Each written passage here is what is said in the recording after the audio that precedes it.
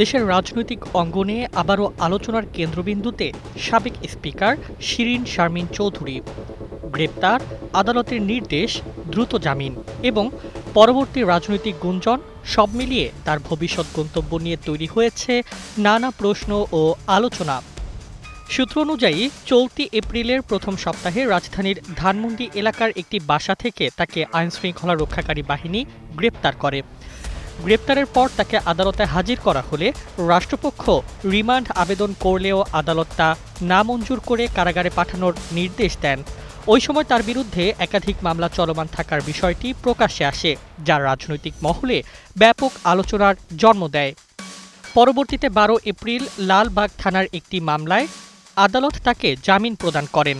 জামিন পাওয়ার পর তিনি আইনগতভাবে মুক্ত অবস্থায় থাকলেও তার বিরুদ্ধে থাকা অন্যান্য মামলা এখনও বিচারাধীন রয়েছে বলে জানা গেছে। ফলে তার ভবিষ্যৎ আইনি অবস্থান এখনও পুরোপুরি পরিষ্কার নয়। জামিনের পর থেকে নতুন করে গুঞ্জন শুরু হয়েছে শিরিন শারমিন চৌধুরী শিগগিরই দেশ ছাড়তে পারেন। তবে তার পাসপোর্ট সংক্রান্ত কিছু প্রশাসনিক জটিলতা এখনও রয়ে গেছে বলে সংশ্লিষ্ট সূত্রগুলো জানিয়েছে। এসব বাধা কেটে গেলে তিনি বিদেশে পাড়ি জমাতে পারেন, এমন আলোচনাও রাজনৈতিক মহলে ঘুরপাক খাচ্ছে।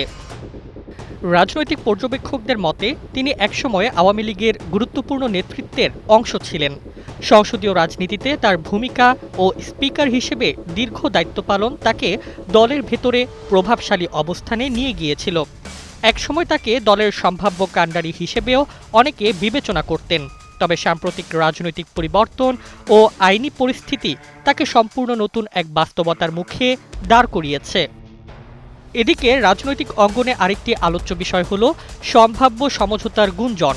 কিছু মহলে ধারণা করা হচ্ছে পর্দার আড়ালে বিভিন্ন পক্ষের মধ্যে যোগাযোগ বা সমঝোতার আলোচনা চলতে পারে, যদিও এ বিষয়ে কোনো পক্ষই আনুষ্ঠানিকভাবে কিছু নিশ্চিত করেনি।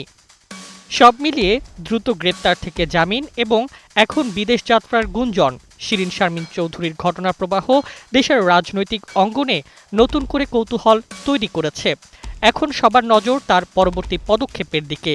তিনি কি দেশে থেকেই আইনি লড়াই চালিয়ে যাবেন, নাকি পাসপোর্ট জটিলতা কাটিয়ে বিদেশে নতুন অধ্যায় শুরু করবেন?